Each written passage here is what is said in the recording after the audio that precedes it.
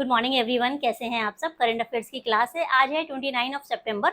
चलिए शुरू करते हैं आज के करंट अफेयर्स। तो मैंने ट्राई ये किया है कि 2 दिन के जितने भी करंट अफेयर्स छूट गए थे उनको एक साथ कवर कर लेते हैं और इनसे जितने भी एग्जाम के पॉइंट ऑफ व्यू से क्वेश्चन बन सकते हैं उनको बना सकते हैं। चलिए शुरू करते हैं। तो पहला क्वेश्चन है, सबकी योजना सबका विकास अभियान कौन शुरू करेगा। तो ये नाम दिया हुआ है, ये एक अभियान है, तो ये कौन शुरू करेगा। पहला ऑप्शन है ग्रामीण विकास मंत्रालय, दूसरा है पंचायती राज मंत्रालय, तीसरा है वित्त मंत्रालय और लास्ट क्या है, मानव संसाधन विकास मंत्रालय। तो क्या हो जाएगा राइट आंसर, बी हो जाएगा राइट आंसर। पंचायती राज मंत्रालय ये अभियान शुरू करेगा। इस अभियान में वो कई योजनाएं चालू करेगा। देख लेते हैं क्या क्या होंगी। पंचायती राज मंत्रालय क्या करेगा, 2 अक्टूबर 2025 से ये स्कीम, ये अभियान लागू करेगा। तो इस अभियान में क्या होगा कि ग्राम सभाओं का आयोजन कर रहा है ताकि पंचायतों को वित्तीय वर्ष 2026 और 27 के लिए अपनी विकास योजनाएं तैयार करने में मार्गदर्शन दिया जा सके। और ये कार्यक्रम मंत्रालय में सबकी योजना सबका विकास अभियान का एक हिस्सा है। मतलब जो अभियान पहले से चल रहा है सबकी योजना सबका विकास, उसी अभियान का एक हिस्सा बनेगा। लेकिन शुरू कब किया जाएगा, 2 अक्टूबर 2025 को शुरू किया जाएगा। अब इसमें क्या क्या शुरू किया जाएगा, तो विशेष ग्राम सभाएं होंगी, विकास योजनाओं की तैयारी होगी, जन योजना अभियान होगा, डिजिटल पहल होगी और स्वच्छता अभियान जो चल रहा है पहले से। तो 2 अक्टूबर को गांधी जयंती के अवसर पर मंत्रालय स्वच्छता ही सेवा 2025 अभियान के समापन में भाग लेगा, जो 17 सितंबर से चल रहा है। ये जो स्वच्छता अभियान है ये 17 सितंबर से चल रहा है। इसमें क्या होता है कि एक दिन 1 घंटा एक साथ क्या करेंगे, श्रमदान में भी सक्रिय भागीदारी करेंगे। मतलब स्वच्छता में श्रमदान करेंगे, स्वच्छता में पार्टिसिपेट करेंगे, तो स्वच्छता अभियान में भी भाग लेगा। नेक्स्ट क्या है, विश्व पर्यटन दिवस कब मनाया जाता है। तो अभी मनाया गया था, कब मनाया गया था, 27 सितंबर को या 29 सितंबर को या 30 को या 28 को। तो कब मनाया गया था, तो ये मनाया गया था 27 सितंबर को। और हर साल 27 सितंबर को ही विश्व पर्यटन दिवस मनाया जाता है। इस बार की थीम क्या थी, 2025 की थीम याद रखिएगा, पर्यटन और सतत परिवर्तन। ये इस बार की थीम थी। और 2024 की थीम क्या थी, पर्यटन और शांति। ये भी ध्यान रखिएगा, 2024 की क्या थी, पर्यटन और शांति। 2025 की थीम क्या है, पर्यटन और सतत परिवर्तन। तो कब मनाया गया था, 27 सितंबर को मनाया गया था और हर साल इसी डेट पे मनाया जाता है। तो राइट आंसर क्या हो जाएगा, ए। इसका कुछ डिटेल्स देख लेते हैं। विश्व पर्यटन दिवस की कुछ इंपॉर्टेंट बातें, जैसे हर साल 27 सितंबर को मनाया जाता है। शुरुआत कब हुई थी, 1980 में हुई थी, पहली बार 1980 में मनाया गया था। आयोजक कौन है, संयुक्त राष्ट्र विश्व पर्यटन संगठन UNWTO द्वारा मनाया जाता है। और इसका पर्पस क्या होता है, पर्यटन के महत्व को बढ़ावा देना, सांस्कृतिक समझ को बढ़ावा देना और वैश्विक अर्थव्यवस्था व सतत विकास में इसके योगदान पर जोर देना। इसके अलावा थीम क्या थी इस बार की, ये थीम इंपॉर्टेंट होती है, आपको ध्यान रखना है क्या है थीम, पर्यटन और सतत परिवर्तन। नेक्स्ट देख लेते हैं।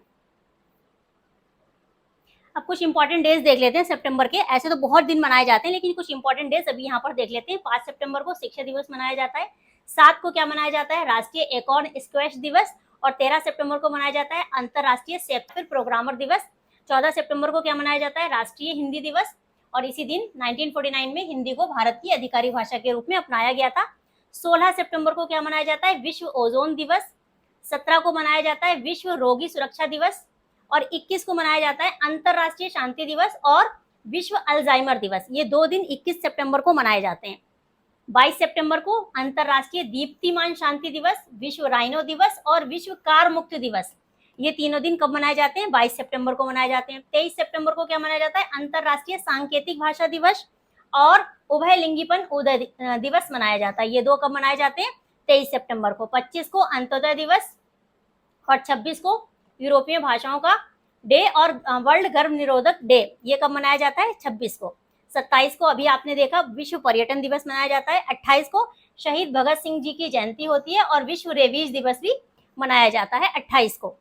29 को क्या मनाया जाता है, विश्व हार्ट डे मनाया जाता है। और 30 को वर्ल्ड बॉलीवुड डे मनाया जाता है। नेक्स्ट देख लेते हैं।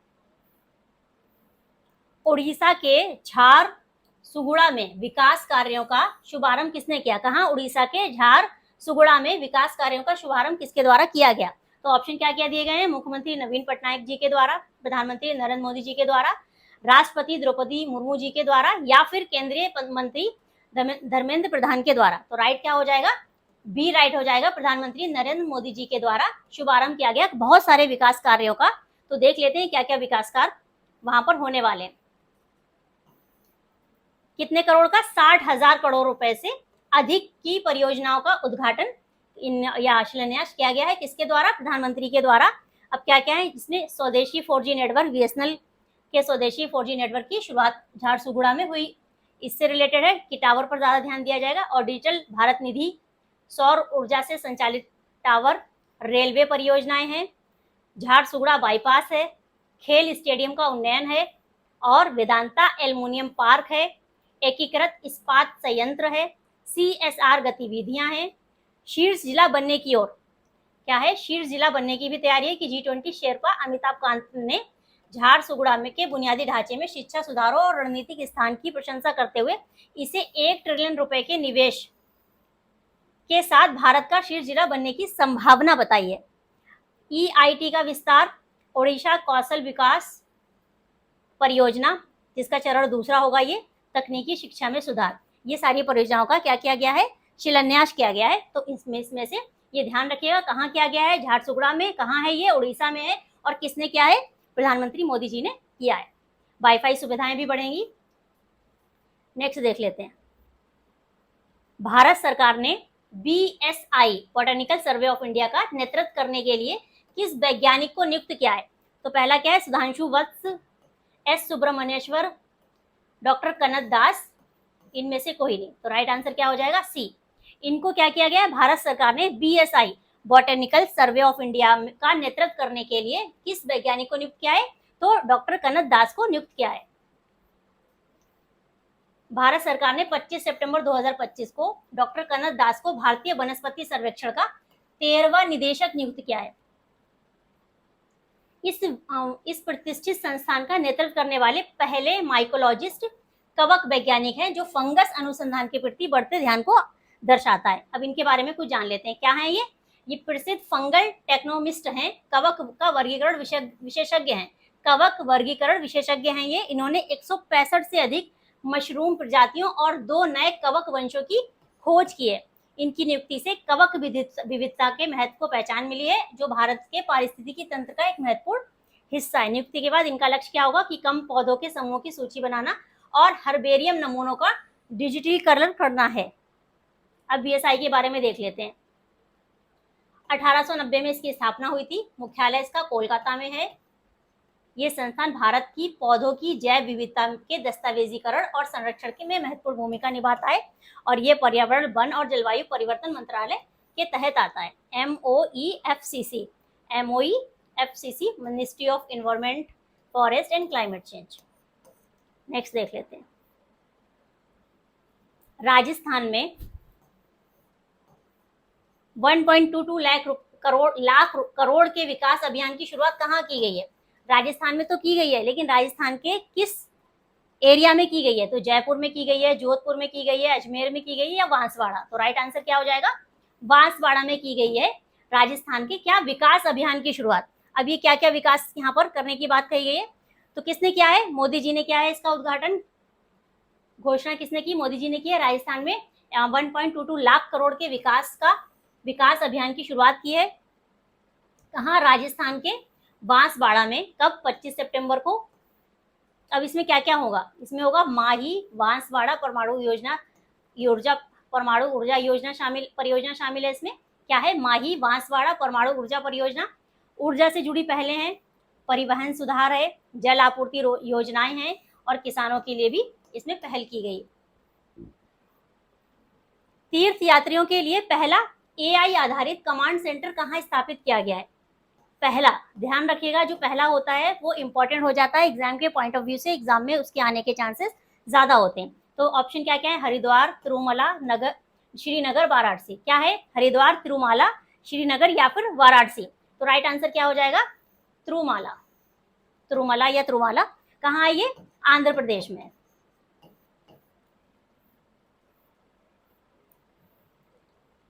भारत का पहला AI आधारित कमांड सेंटर स्थापित किया गया, पहला है। तो इंपॉर्टेंट हो जाएगा। कब शुरू किया गया? 25 सितंबर 2025 को शुरू किया। किसने किया? मुख्यमंत्री एन चंद्रबाबू नायडू जी ने किया। कहाँ है ये स्थान? बैकुंठम क्यू कॉम्प्लेक्स तिरुमला में है। सुविधाएं क्या है कि वास्तविक समय कतार एनालिटिक्स, ड्रोन निगरानी और फेशियल रिकग्निशन, चेहरे से पहचाना जा सकेगा, और जो लाइनें लगती हैं दर्शन के लिए उनको भी निगरानी की जा सकेगी, ड्रोन से निगरानी होगी। इसका मेन पर्पज है कि भीड़ का मैनेजमेंट हो सके, जितने भी लोग आते हैं प्रबंधन नहीं होता है, और साइबर निगरानी हो सके और श्रद्धालुओं की सुरक्षा और सुनिश्चित की जा सके। तो यही यहाँ पर अपडेट दिया है कि तिरुमला तिरुपति देवस्थानम ने एक ऐतिहासिक कदम उठाते हुए भारत का पहला कृत्रिम बुद्धिमत्ता AI आधारित integrated command and control centre शुरू किया है। इसका शुभारंभ किसने किया? आंध्र प्रदेश के मुख्यमंत्री एन चंद्रबाबू नायडू जी ने किया। कब? 25 सितंबर 2025 को। ये केंद्र विश्व के सबसे व्यस्त धार्मिक स्थलों में से क्या है? एक है। अब इससे क्या होगा कि दर्शन जो प्रबंधन होगा, सुरक्षा, भीड़, इन सबको कंट्रोल किया जा सकेगा, और भक्त एक साथ तिरुमाला पहुंचते हैं, तो इसलिए बहुत ज्यादा इकट्ठे होते हैं वहां पर लोग, तो उससे क्या होता है कि निगरानी हो सकती है, भीड़ को कंट्रोल किया जा सकता है, ड्रोन की निगरानी नजर में रहेंगे। तो नेक्स्ट देख लेते हैं, नेक्स्ट क्वेश्चन क्या है। ISSF जूनियर वर्ल्ड कप 2025 का आयोजन कहाँ किया जा रहा है? तो कहाँ किया जा रहा है? म्यूनिक जर्मनी में, भारत में, नई दिल्ली में, या फिर टोक्यो जापान में, या फिर पेरिस में? भारत में किया जा रहा है, नई दिल्ली। जूनियर विश्व कप भारत ने 5 पदक, मतलब पहले ही दिन जब ये शुरू हुआ, पहले दिन कितने जीत लिए थे? 5 पदक जीत लिए थे। एक था गोल्ड, और दूसरा था रजत, और तीसरा था कांस्य। किसने किसने जीते? महिला में 50 मीटर प्रोन राइफल इवेंट में क्या अनुष्का ठाकुर ने क्या जीता? स्वर्ण पदक जीता। अंशिक ने रजत पदक जीता, और आध्या ने कांस्य पदक जीता। इसके अलावा पुरुषों की कैटेगरी में किसने क्या जीता? दीपेंद्र सिंह शेखावत ने रजत जीता, और रोहित कन्यम ने कांस्य जीता। ध्यान रखिएगा क्या है, 1 स्वर्ण, 2 रजत और 2 कांस्य जीते गए। तो 3 लेडीज फीमेल ने जीता है। कौन है? अनुष्का, इन्होंने स्वर्ण जीता है, अंशिक ने रजत जीता है, और आध्या ने कांस्य जीता है। इसके बाद पुरुष में देखें तो दीपेंद्र सिंह शेखावत ने रजत जीता है, और रोहित ने कांस्य जीता है। ये कौन सा संस्करण है इसका? 11वां ISSF जूनियर वर्ल्ड का 11वां संस्करण है। स्थल कहाँ हो रहा है? ये doctor Karni Singh shooting range नई दिल्ली में हो रहा है। 2 अक्टूबर तक चलेगी ये योजनाएं। प्रतिभागी कितने हैं? 19 देशों के 208 निशानेबाज हैं इसमें, और भारत के कितने? 69 खिलाड़ी हैं। भारत ने पहले ही दिन क्या जीत लिए? 5 पदक जीत लिए। तो क्या है, नई दिल्ली में डॉक्टर करणी सिंह शूटिंग में रेंज में शुरू हुई है, और ISSF जूनियर वर्ल्ड कप में भारतीय निशानेबाजों ने पहले ही दिन शानदार प्रदर्शन करके कितने? 5 पदक जीत लिए थे। 19 देशों के 208 खिलाड़ी भाग ले रहे हैं, जबकि भारत की ओर से कितने? 69 है। ये ध्यान रखिएगा। नेक्स्ट देख लेते हैं। नेक्स्ट क्या है? कुरूर में विजय की राजनीतिक रैली में हुई दुर्घटना के मृतकों के निकटतम परिजनों को PM NRF से कितनी आर्थिक सहायता देने की घोषणा की गई? क्या हुआ है? एक स्टैम्पेड हुआ है, भीड़ भाड़ में भगदड़ मच गई, जिस वजह से ये जो है विजय जी, ये एक्टर थे, अब ये क्या हो गए? पॉलिटिशियन हो गए। तो इन्होंने एक रैली की, उस रैली में कुछ अफवाह फैली, उस अफवाह फैलने से वहां पर इतनी भगदड़ मच गई कि लगभग 40 से भी ज्यादा, 40 के आसपास लोगों की जानें चली गई। अब यहाँ पर क्या प्रधानमंत्री ने ये अनाउंसमेंट की है कि जो भी परिवार के मृतक हैं, मतलब जिन्हीं भी परिवारों के लोगों की अभी डेथ हुई है, उनको क्या 2-2 लाख रुपए दिए जाएंगे। इसके अलावा जो अभी घायल हैं उनको 50,000 रुपए तक का राशि की घोषणा की गई है। तो ये दुखदायी घटना है। कहाँ हुई है? करूर में हुई है। पुलिस अधिकारियों ने क्या कहा कि रैली में 10,000 लोग आने थे, लेकिन कितने आ गए? लगभग 27,000, मतलब 3 गुना लोग पहुंच गए, और 10,000 लोगों का इंतजाम था, तो भगदड़ तो मचनी ही थी। और ये है कहाँ? करूर, तमिलनाडु में।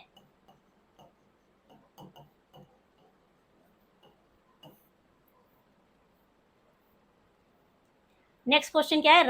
रविचंद्रन अश्विन BBL में शामिल होने वाले पहले भारतीय पुरुष क्रिकेटर बने हैं। ये किस टीम में शामिल होकर हुआ? कौन है? रविचंद्रन अश्विन है। रविचंद्रन अश्विन कौन है? क्रिकेटर हैं। और ये कौन सी किस टीम में शामिल होने से क्या हुआ है कि ये BBL में शामिल हो पाएंगे? वैसे ऐसा था कि कोई भी जो पुरुष खिलाड़ी होता था वो BBL नहीं खेल सकता था, लेकिन महिला खिलाड़ी के लिए ऐसा नहीं था, बट पुरुष खिलाड़ियों के लिए ऐसा था। तो अब ये पूछा जा रहा है कि ये कौन सी टीम की साइड से खेलेंगे? मेलबोर्न स्टार्स की तरफ से, सिडनी थंडर की तरफ से, या फिर एडिलेड स्ट्राइकर की तरफ से, या पर्थ स्कॉर्चर की तरफ से? तो ये सिडनी थंडर की तरफ से खेलेंगे। रविचंद्रन अश्विन बीबीएल में शामिल होने वाले पहले भारतीय बन गए, ये ध्यान रखना, पहले भारतीय पुरुष बन गए। भारत के अनुभवी ऑफ स्पिनर कौन? रविचंद्रन अश्विन ने क्या इतिहास रच दिया, क्योंकि बिग बैश लीग जो होती है बीबीएल, उसमें अनुबंध करने वाले पहले टेस्ट खेल चुके भारतीय पुरुष क्रिकेटर बन गए हैं। अश्विन आगामी बीबीएल जो 2025-26 होगा उसमें सिडनी थंडर की ओर से खेलेंगे, और ये भारतीय क्रिकेट के लंबे समय से चला आ रहा क्या एक बड़ा अवरोध तोड़ने जैसा है, क्योंकि यहाँ पर यह ऐसा था कि पुरुष ऐसा नहीं खेल सकते थे। बीसीसीआई सक्रिय भारतीय पुरुष खिलाड़ियों को विदेशी T20 लीग में भाग लेने से रोकता रहा है। हालांकि भारतीय महिला खिलाड़ी नियमित रूप से विमेन्स बिग बैश लीग जो WBBL है उसमें खेलती रही हैं, बट पुरुषों के लिए ऐसा नहीं था। लेकिन पुरुष खिलाड़ियों की भागीदारी केवल घरेलू क्रिकेट और IPL तक ही सीमित थी। अब अश्विन का ये कदम क्या है, IPL से संन्यास लेने के बाद संभव हो पाया है, जिससे वे अंतर्राष्ट्रीय T20 फ्रेंचाइजी अनुबंधों के पात्र हो गए। मतलब अब वो खेल सकते हैं क्योंकि उन्होंने यहाँ से संन्यास ले लिया है। तो चलिए नेक्स्ट देखते हैं क्या है। नेक्स्ट क्वेश्चन है ASCI advertising standards council of India के वर्तमान अध्यक्ष कौन नियुक्त किए हुए हैं? अभी इनको अध्यक्ष को नियुक्त किया गया है, ये अध्यक्ष कौन है? तो कौन है? पार्था सिन्हा, सुधांशु वत्स, S सुब्रमण्येश्वर या फिर सौगाता गुप्ता? तो कौन है? सुधांशु वत्स हैं। किसके? ASCI के। तो ASCI ने किसको नियुक्त किया है? सुधांशु वत्स को क्या बनाया गया है? अध्यक्ष बनाया गया है। सुब्रमण्येश्वर को उपाध्यक्ष नियुक्त किया गया है और परितोष जोशी को कोषाध्यक्ष बनाया गया है। एडवाइस कार्यक्रम के जरिए 10 लाख छात्रों को क्या होगा? विज्ञापन साक्षरता मिलेगा। जेन अल्फा पर विशेष शोध और बच्चों के लिए जिम्मेदार विज्ञापन। और दिल्ली और बेंगलुरु में ASCI का क्या किया जाएगा? विस्तार किया जाएगा। नेक्स्ट क्वेश्चन है अंतर्राष्ट्रीय साहित्य महोत्सव उन्मेष कार्यक्रम कहाँ आयोजित किया गया था? तो एक उन्मेष कार्यक्रम हुआ था, ये तीसरा था। अंतर्राष्ट्रीय साहित्य महोत्सव उन्मेष ये तीसरी बार हुआ था और कहाँ हुआ था ये पूछा जा रहा था। तो स्टेट का नाम भी पूछ सकते हैं। अगर स्टेट का नाम पूछते हैं तो क्या आएगा? बिहार। तो बिहार के ही नाम दिए जा सकते हैं, यहाँ पर गया दिया हो सकता है, उसके बाकी के और नाम दिए हो सकते हैं। तो कहाँ? ये पटना में हुआ था। 28 तारीख को इसका समापन हो गया। जब 28 तारीख को समापन हुआ तो हमारे जो उपराष्ट्रपति जी हैं वो मुख्य अतिथि के रूप में वहां पर पहुंचे थे। नाम क्या है उनका? CP राधाकृष्णन जी। चलिए देख लेते हैं नाम क्या है इसका। अंतर्राष्ट्रीय साहित्य महोत्सव उन्मेष नाम दिया गया है। आयोजक कौन इसका आयोजन करता है? तो साहित्य अकादमी, सांस्कृतिक मंत्रालय और बिहार सरकार मिलकर इसका आयोजन करते हैं। तीसरा संस्करण था, ये तीसरी बार हुआ था 25 से 28 सितंबर के बीच में। और कहाँ हुआ था? सम्राट अशोक कन्वेंशन सेंटर पटना बिहार में हुआ था। तो पटना, गया, इसके और भी नाम दिए जा सकते हैं। अगर स्टेट का नाम आएगा तो बिहार। एशिया का सबसे बड़ा और सबसे समावेशी अंतर्राष्ट्रीय साहित्य महोत्सव, इसमें 100 से अधिक भाषाओं का प्रतिनिधित्व करने वाले 600 से अधिक विद्वान और लेखक भाग लेते हैं।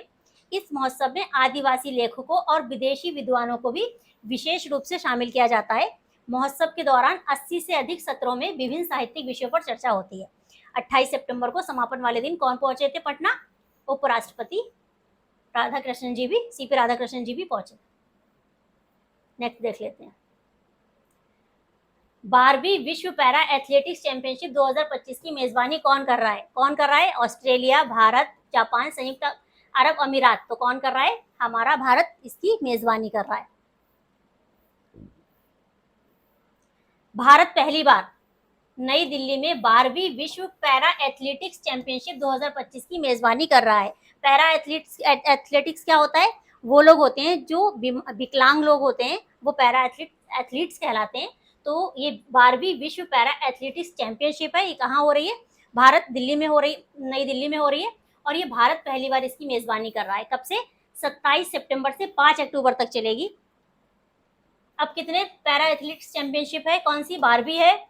70 से ज्यादा एथलीट और 100 से ज्यादा देशों के प्रतिभागी, 186 पदक इस पर, मतलब कितने पदकों के, कितने प्रतियोगिताओं के लिए भाग लेंगे? 186 पदक स्पर्धाओं की में प्रतिस्पर्धा करेंगे, भाग लेंगे। पैरा एथलेटिक्स में भारत की पदक तालिका में तेजी से वृद्धि हुई है। दोहा जो 2015 में हुआ था वहां पर 2 रजत आए थे, और बाद में जब कोबे 2024 में हुआ तो 17 पदक आए थे यहाँ पर। और इस खेल में देश की बढ़ती ताकत को दर्शाया जा रहा है। अब इसके जो मेन सितारे हैं, भारतीय खिलाड़ी हैं, वो कौन कौन है? सुमित हैं जेवलिन थ्रो के, प्रीति पाल हैं स्प्रिंट की, प्रवीण कुमार हैं ऊंची कूद के, और धर्मवीर हैं क्लब थ्रो के, और नवदीप जेवलिन थ्रो में शामिल है। अब ये देखते हैं कि भारत में कैसा प्रदर्शन कर रहे हैं। 27 सितंबर से 5 अक्टूबर को कहाँ राजधानी में पहली बार आयोजित हो रहे हैं। 100 से ज्यादा देशों के 1000 से ज्यादा एथलीट हिस्सा ले रहे हैं और पिछले एक दशक में भारत पैरा एथलेटिक्स में वैश्विक उत्थान की तरफ मतलब बढ़ रहा है। 2015 से फिर 2000 जब दुबई में 2019 में विश्व चैंपियनशिप में 9 पदक हासिल किए थे और कोबे 2024 में 6 गोल्ड के साथ 17 पदक जीते थे।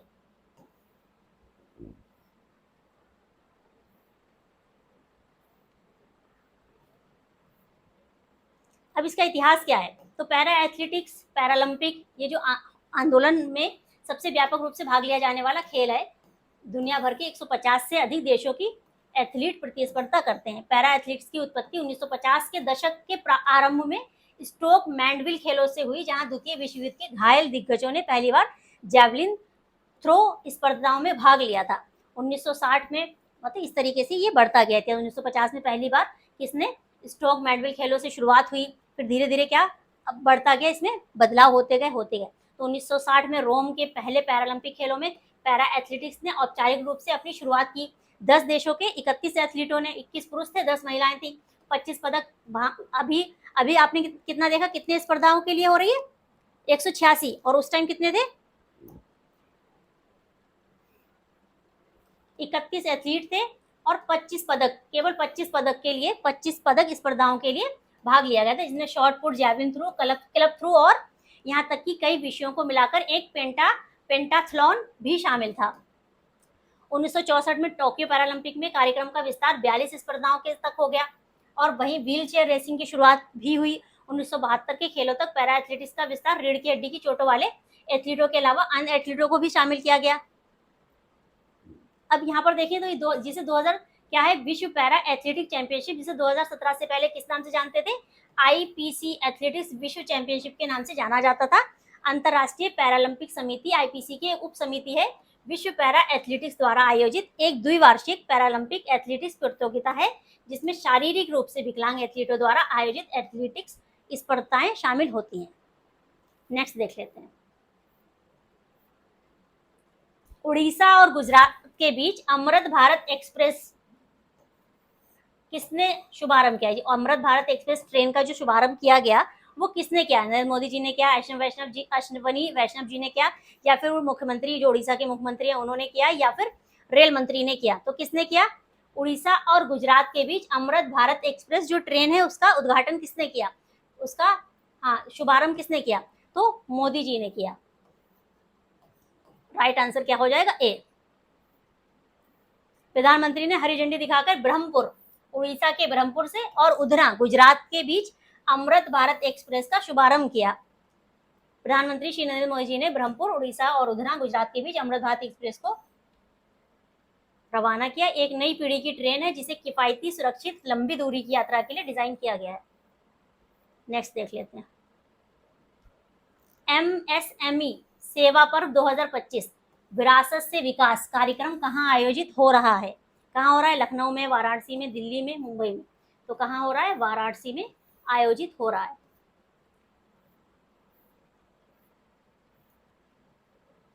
क्या है? एमएसएमई सेवा पर्व सूक्ष्म, लघु एवं मध्यम उद्यम मंत्रालय 28 से 30 सितंबर के दौरान रुद्राक्ष अंतर्राष्ट्रीय सहयोग एवं 2025 एमएसएमई पर्व सेवा पर्व उत्तर प्रदेश के वाराणसी सम्मेलन केंद्र में मनाया जाएगा। विरासत से विकास, सांस्कृतिक गौरव और हमारी विरासत के प्रति संस्थाओं और व्यक्तियों की सेवा आयोजन का उद्देश्य मुख्य समुदायों, ऐसे समुदायों में जागरूकता बढ़ाने के लिए एक सामूहिक आंदोलन में एक साथ लाना है। एमएसएमई की अध्यक्षता कौन करेंगे? अध्यक्षता केंद्रीय सूक्ष्म एवं लघु मध्यम उद्यम मंत्री कौन है? श्री जीतन राम मांझी जी है। इनकी अध्यक्षता में यह एमएसएमई सेवा पर्व हो रहा है। नेक्स्ट देख लेते हैं। विश्व ने 2026 विश्व कप के फीफा विश्व कप के सत्र, ऑफिशियल सत्र के लिए क्या क्या है? शुभंकर, जिसे मैस्कट बोलते हैं, उनको घोषित कर दिया है। तो ये कौन कौन है? लियोन है, क्लच, मेपल और जायू है, जिगी है, या फिर मैक्स है। जो मस्कट आया है उस मस्कट में क्या है, क्या नाम दिया गया है? तो ये 2026 में जो होने वाले हैं फीफा, उनकी बात हो रही है। तो यहाँ पर क्या है? क्लच, मेपल और जायू। इस बार 3 मस्कट है, ये ध्यान रखिएगा। कौन? क्लच, मेपल और जायू।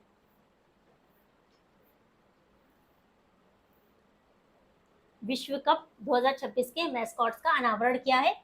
अब ये 3 हैं, कौन कौन है?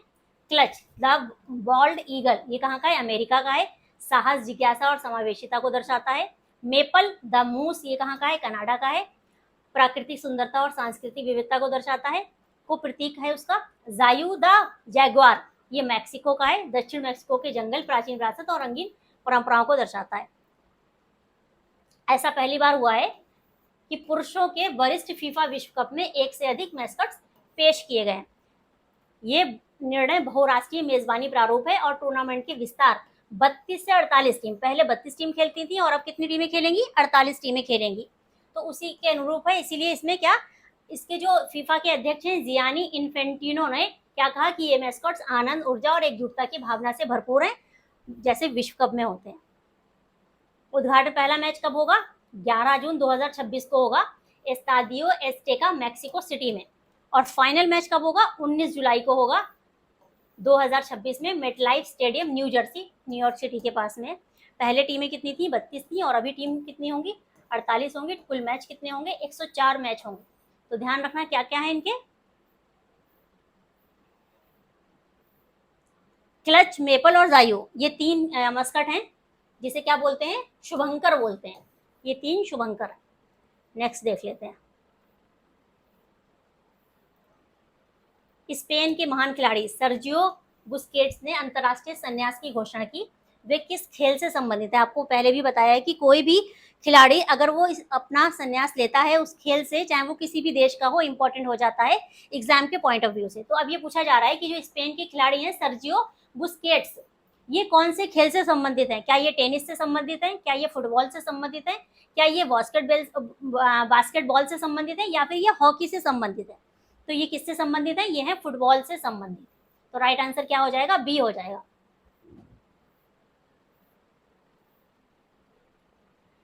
बुस्केट्स 2010 की टीम के आखिरी सदस्य हैं जिन्होंने अंतरराष्ट्रीय फुटबॉल से संन्यास ले लिया है। मतलब इस टीम में जितने भी खेले गए थे सबने संन्यास ले लिया, ये लास्ट थे, इन्होंने भी संन्यास ले लिया है। ये 2012 में यूरोपीय खिताब जीतने वाली टीम का हिस्सा थे। सर्जियो बुस्केट्स एक स्पेनिश, ये सिटी का नाम, मतलब ये भी पूछा जा सकता है ये कहाँ से बिलोंग करते हैं। तो फुटबॉल खिलाड़ी हैं जिन्होंने बार्सिलोना और स्पेन की राष्ट्रीय टीम के लिए खेलते हुए रक्षात्मक मिडफील्डर के रूप में अपनी पहचान बनाई है। 2010 में फीफा वर्ल्ड कप और 2012 में यूएफए यूरो कप के विजेता टीम के सदस्य थे और अपने क्लब बार्सिलोना के लिए 700 से अधिक मैच खेले और 32 ट्रॉफियां, टोटल इन्होंने 32 ट्रॉफियां जीती हुई है, मतलब 32 से भी ज्यादा ट्रॉफियां जीती हुई। चलिए नेक्स्ट देख लेते हैं। 28 सितंबर 2025 यानी कि संडे को मन की बात कार्यक्रम में प्रधानमंत्री ने किस त्योहार को यूनेस्को की सूची में शामिल करने का प्रयास बताया? मतलब क्या कहा उन्होंने अपनी मन की बात में कि एक ऐसा हमारा ये त्योहार है जिसको ये प्रयास किया जाएगा कि वो अंतरराष्ट्रीय किसमें शामिल हो जाए? यूनेस्को की लिस्ट में शामिल हो जाए। तो ऐसा कौन सा फेस्टिवल है? क्या दिवाली है, क्या होली है, क्या छठ महापर्व है, या दशहरा है? तो कौन सा त्योहार है? छठ महापर्व है। ये जो छठ महापर्व है ये कौन सा त्योहार है? ये दिवाली के बाद मनाया जाता है, स्पेशली बिहार में मनाया जाता है, लेकिन बिहार के अलावा और बाकी हिस्सों में भी ये मनाया जाता है। तो यहाँ पर इस त्योहार को किसमें यूनेस्को की लिस्ट में शामिल करने की बात कही गई है कि ऐसा प्रयास किया जाएगा कि इसको यूनेस्को लिस्ट में जगह मिल सके। अब ये मन की बात कौन सी थी? ये 126वीं थी। इससे पहले 125 मन की बात हो चुकी है, तो ये 126वीं थी। किसको बताया? छठ पूजा क्या है? एक ऐसा पावन पर्व है जो दिवाली के बाद आता है, सूर्य देव को समर्पित है और वहां पर बहुत ही विशेष है। इसमें हम डूबते हुए, मतलब जो इसको मनाते हैं वो क्या करते हैं? डूबते हुए सूरज को भी आर्द्र करते हैं, मतलब उनकी आराधना करते हैं। और छठ न सिर्फ देश के अलग अलग हिस्सों में मनाई जाती है बल्कि दुनिया भर के में इसकी छठा देखने को मिलती है। आज ये एक ग्लोबल फेस्टिवल बन गया है, इसीलिए क्या चाहते हैं कि यूनेस्को की लिस्ट में इसको शामिल करने का प्रयास किया जाएगा। हो सकता है फ्यूचर में इसको यूनेस्को की लिस्ट में जगह मिल जाए। नेक्स्ट देखते हैं। आयुर्वेद आहार उत्पादों के निर्माण और बिक्री के लिए किस प्राधिकरण से लाइसेंस लेना अनिवार्य है? क्या पूछा जा रहा है कि अगर आयुर्वेद, जैसे आयुर्वेद दिवस कब मनाया गया? 23 सितंबर को मनाया गया, डेट फिक्स कर दी गई है। इससे पहले इसकी डेट फिक्स नहीं थी। ये हमेशा कब मनाया जाता था? धनवंतरी जयंती पर या फिर धनतेरस वाले दिन मनाया जाता था, लेकिन अब से 2025 से ये हर साल 23 सितंबर को मनाया जाएगा। तो अब ये पूछा जा रहा है कि जो आयुर्वेद आहार होगा उसके जो उत्पाद होंगे, उत्पाद के निर्माण और बिक्री के लिए किस प्राधिकरण से लाइसेंस लेना जरूरी है? भारतीय चिकित्सा परिषद से, स्वास्थ्य एवं परिवार कल्याण मंत्रालय से, या फिर खाद्य सुरक्षा एवं मानक प्राधिकरण FSSAI से, या फिर आयुष मंत्रालय से? तो किससे लेना जरूरी है? खाद्य सुरक्षा एवं मानक प्राधिकरण से लाइसेंस लेना जरूरी है, उसके बाद ही इनके उत्पादों का निर्माण और बिक्री की जा सकेगी। इस प्राधिकरण मतलब ये जो है प्राधिकरण, इसके लाइसेंस के बिना वो क्या अमान्य माने जाएंगे प्रोडक्ट। FSSAI ने FOSCOS पोर्टल पर आयुर्वेद आहार के लिए नई लाइसेंसिंग शेड्यूल की पेशकश की। ये FSSAI क्या है? भारतीय खाद्य सुरक्षा एवं मानक प्राधिकरण ने अपने खाद्य सुरक्षा अनुपालन प्रणाली FOSCOS पोर्टल पर आयुर्वेद आहार के लिए एक नई व्यापार का प्रकार को श्रेणी शुरू की है। 1 सितंबर 2025 से प्रभावी ये नया प्रावधान इन पारंपरिक खाद्य उत्पादों के निर्माताओं के लिए लाइसेंसिंग और पंजीकरण की प्रक्रिया को औपचारिक बनाता है, मतलब फॉर्मेलिटी ऐसी की जाएगी और उसका लाइसेंस देना जरूरी हो गया। उसके बिना वो अपने जो भी प्रोडक्ट होते हैं उनको सेल, बिक्री और प्रचार नहीं कर सकते। नेक्स्ट देख लेते हैं। नेक्स्ट है FCRA foreign contribution regulation act. Licence रद्द होने का मतलब क्या है कि एनजीओ क्या नहीं कर सकता? केवल सरकारी फंड ले सकता है, केवल CSR फंड ले सकता है, या अब विदेशों से कोई भी फंड प्राप्त नहीं कर सकता, केवल शिक्षा संबंधी फंडिंग प्राप्त कर सकता है। तो इसका राइट क्या हो जाएगा कि अब विदेशों से कोई फंड प्राप्त नहीं कर सकता। अब ये FCRA अभी चर्चा में क्यों आ गया? FCRA जो फॉरेन कंट्रीब्यूशन रेगुलेशन एक्ट है 2010 का, ये अभी चर्चा में क्यों आ गया? चर्चा में इसलिए आ गया कि ये सोनम वांगचुक से रिलेटेड है। सोनम वांगचुक जो एक्टिविस्ट हैं, जो अभी अनशन पर बैठे थे, अनशन पर क्यों बैठे थे, क्या था पूरा मामला? तो अनशन पर बैठने का 10 तारीख को अनशन पर बैठे थे। अनशन पर बैठने का रीजन ये था कि लद्दाख को स्टेटहुड का दर्जा की मांग थी उनकी कि राज्य का दर्जा दिया जाए लद्दाख को, बट राज्य का दर्जे की जो मांग है वो स्वीकार नहीं की गई, जिसकी वजह से वो अनशन पर बैठे और अनशन धीरे धीरे क्या एक हिंसा का रूप ले लिया। तो अब उसी हिंसा के रूप में उनको गिरफ्तार भी कर लिया गया, उन पर NSA लगा दिया गया, नेशनल सिक्योरिटी एक्ट उन पर लगा दिया गया और उनको डिटेन कर लिया गया है। अब यहाँ पर क्यों? क्योंकि उन पर यह आरोप लगा है कि उन्होंने हिंसा फैलाई है, उन्हीं के कारणों से, उन्हीं के जो भाषण है उसी से हिंसा फैली है लद्दाख में भी बहुत ज्यादा हिंसा का माहौल है। तो ये FCRA उनका एक NGO था, उस NGO में विदेश से भी फंड आता था, तो अब वो फंड नहीं रिसीव कर सकते, उसका जो लाइसेंस है वो रद्द कर दिया गया है। लद्दाख में विरोध प्रदर्शनों के बीच सोनम वांगचुक पर वित्तीय अनियमितताओं के आरोप लगे हैं, इसी वजह से उनका FCRA जो लाइसेंस है उनके NGO का वो रद्द कर दिया गया। क्यों? क्योंकि ऐसा मानना है CBI का कि FCRA के उल्लंघनों की जांच की जाएगी कि अगर वो दोषी पाए जाते हैं तो उनका तो परमानेंट बंद हो जाएगा, लेकिन अभी सिर्फ FCRA foreign contribution regulation act के तहत क्या किया गया है, लाइसेंस रद्द कर दिया गया है, वो विदेशों से कोई भी फंडिंग नहीं ले सकते। लेकिन आने वाले टाइम में देखते हैं कि क्या होता है। वो एक एक्टिविस्ट है, ये तो सबको पता ही होगा, लेकिन अभी जो मेन डिमांड थी उनकी क्या थी कि लद्दाख को एक राज्य का दर्जा दिया जाए और उसको 6ठी अनुसूची में डाल दिया जाए, ये उनका मांग है। उस मांग को गवर्नमेंट ने क्या किया है, अभी स्वीकार नहीं किया है, लेकिन इस वजह से हिंसा फैलती जा रही है और हिंसा फैलने के कारण उनको अरेस्ट कर लिया गया, गिरफ्तार कर दिया गया। तो विदेशी फंड व्यक्तिगत खातों में जमा होने से मनी लॉन्ड्रिंग की आशंका है, अभी कहा नहीं गया है कि, बट ऐसे आरोप लगे हैं। अब FCRA की फुल फॉर्म क्या है? Foreign contribution regulation act NGO। उनके NGO का नाम क्या है? Himalayan institute of alternatives Ladakh. ये उनका NGO है जिस पर रोक लगा दी, जिसका ये लाइसेंस रद्द कर दिया गया। अब इनकी गिरफ्तारी हुई थी लेह हिंसा के बाद। NSA राष्ट्रीय सुरक्षा कानून, ये कानूनी के तहत उन पर एक्शन लिया गया है। ये सोशल एक्टिविस्ट हैं सोनम वांगचुक, और लेह हिंसा के बाद NSA के तहत इनकी गिरफ्तारी हो गई है। इन्होंने क्या कहा कि जो केंद्र शासित प्रदेश है लद्दाख, उसको राज्य का दर्जा देने की मांग की है और प्रदर्शनकारियों को उकसाने का आरोप उन पर लगा है कि उन्होंने ऐसा किया है कि प्रदर्शनकारियों को उकसाया है, जिससे हिंसा फैल गई है और कई जगहों पर हिंसा हो रही है। तो NSA क्या है? राष्ट्रीय सुरक्षा अधिनियम 1980 का ये कानून है। भारत में एक ऐसा कानून है जो केंद्र या राज्य सरकार को कुछ मामलों में किसी व्यक्ति को निवारक निरोध, प्रिवेंशन डिटेंशन के तहत हिरासत में रखने का अधिकार देता है, जैसे कि कानून व्यवस्था को बिगाड़ना, आवश्यक सेवाओं में बाधा डालना या देश की सुरक्षा को खतरा पहुंचाना।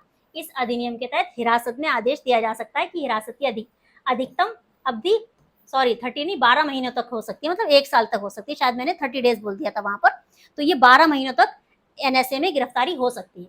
तो सोनम वांगचुक ने 10 स्टार्टिंग कब से हुई? 10 सितंबर से हुई थी। 10 सितंबर को भूख हड़ताल शुरू की थी और उनकी मांग क्या थी कि लद्दाख के लिए संवैधानिक गारंटी अधिक स्वायत्तता और राज्य का दर्जा और छठी अनुसूची में उसको शामिल करना, ये उनका मेन मांग थी।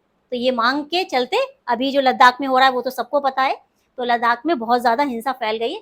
तो इसी के साथ आज की क्लास को यहीं पे क्लोज करते हैं। आने वाले टाइम में आपको पॉलिटी की और क्लासेस मिलेंगी, चैनल को सब्सक्राइब कर लीजिए और ऐसी वीडियो के लिए बेल आइकन प्रेस कर लीजिए जिससे कि आपको नोटिफिकेशन मिलता रहे। Thank you so much.